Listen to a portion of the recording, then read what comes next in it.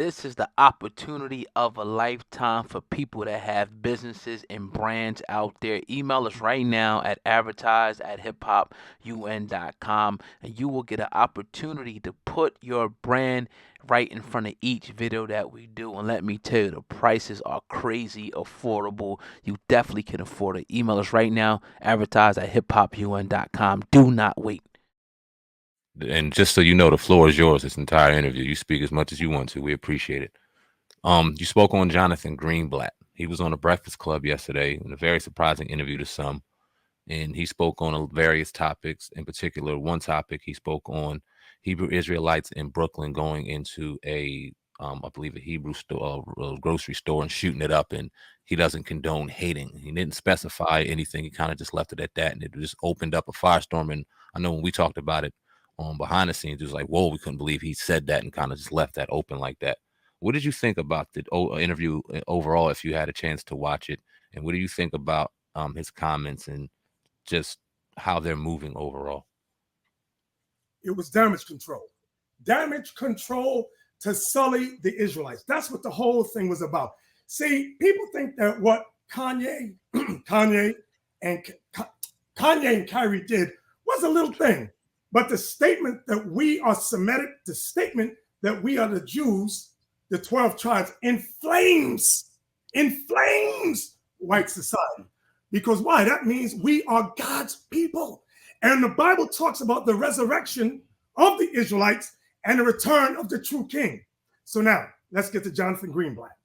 He made the statement that said that he said the Israelites caused, that because of our rhetoric, Black people are shooting. There was 2 people in New Jersey, a father and son, that was shot with pellet guns. That was the first thing he said, because I saw it. But guess what? I don't know if we have the image of who shot the 2 people in Jersey. It was a Caucasian. And a Caucasian shot. That's him right there. What do you mean the Israelites did this? We didn't do this, you lying Johnathan Greenblatt. You liar, you. Then the next line, he always goes back 3 years and says, well, in Queens, I forgot where it was, 3 years ago, 2 Black people went into a grocery store and shot 3 people and said, because you're not the real Jews. That's a lie. And I challenge Johnathan Greenblatt, produce the evidence that it was Israelites. You know why I challenged them so good? Because the FBI and the NYPD did an investigation. And I sat down with them and videotaped the conversation. And they said, we know it wasn't Israelites, but it's this protocol. We have to cover all areas.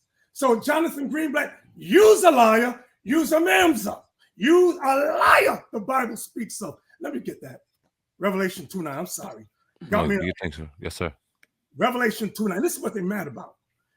Christ said this, I know thy works and tribulation and poverty, talking to the real Black Jews, the Israelites, but thou art rich. Why did he say we're rich? If we're catching, we have all the works here in this country, tribulation and poverty, even to the Israelites in Smyrna. He said we are rich because all the promises in the Bible pertain to our people. But watch what he goes on to say. And I know the blasphemy of them which say they are Jews and are not, but are the synagogue of Satan. That's what they're mad about. And that's why they don't want our people reading the New Testament. This is why they run throughout Africa and say, don't read the New Testament, just stick with the Old. But the Old condemns them too as liars, as counterfeits. But they twist the scriptures. That's why they don't want to sit down with us. See, I love to sit down with the Jewish community. Johnathan Greenblatt included, number one. I'll sit down with you. Me and my brothers, we'll sit down with you one-on-one. Mano o mano. You bring your team, I'll bring mine. And cameras rolling. And let's go through the biblical text. And guess what? We're not a violent group. We don't run around saying hate, hate, hate.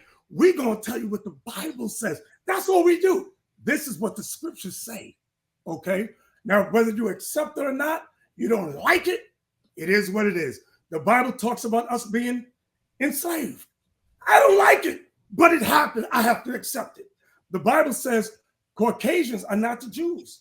They lie. You don't like it, and you sure as hell don't accept it. But you're going to accept it. You're going to accept it. Go ahead. I'm sorry, brothers. Go ahead. No, sir. Good.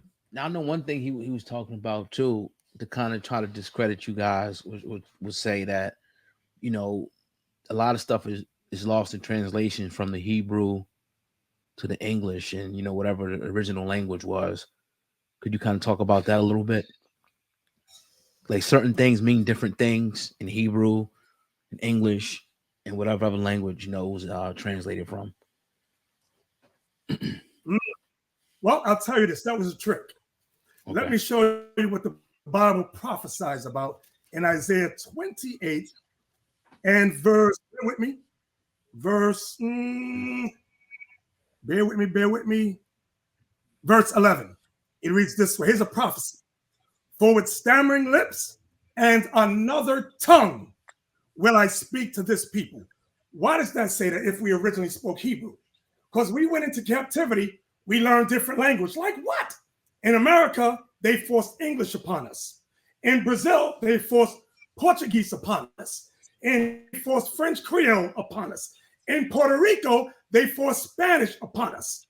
So now we're learning the Bible in the language. So they say, oh, things got lost in translation. I remember while I was at work, my boss brought a fake rabbi to sit down and talk with me. I said, sure, come on in. He sat down. Now we're talking in English, and the other workers were around, and I'm going through the prophecies proving that we're the Israelites. He couldn't hang, he couldn't roll. So what did he do? He said, let's speak Hebrew. I said, excuse me, I don't speak Hebrew fluently. That language was made up by Eliezer ben Yehuda, the father of modern day Hebrew. Your people made that up around 1948. That's not the Hebrew of the Bible. Oh, he was mad. He jumped up out of his seat, ran out the room.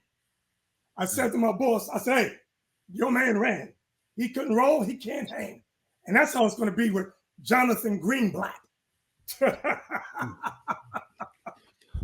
Now, Harry Rosenberg also, when we asked him on the topic of reparations, he said that, yes, we do deserve reparations. Maybe we need to go to various slave masters that we researched and realized enslaved our families and things like that. And if they're alive and if they have wealth, demand reparations from them. And we made the mistake in not rebuttaling and asking him, well, did you guys do that for the Holocaust? We didn't ask that, but I want to get your opinion on what he said and basically how he presented it.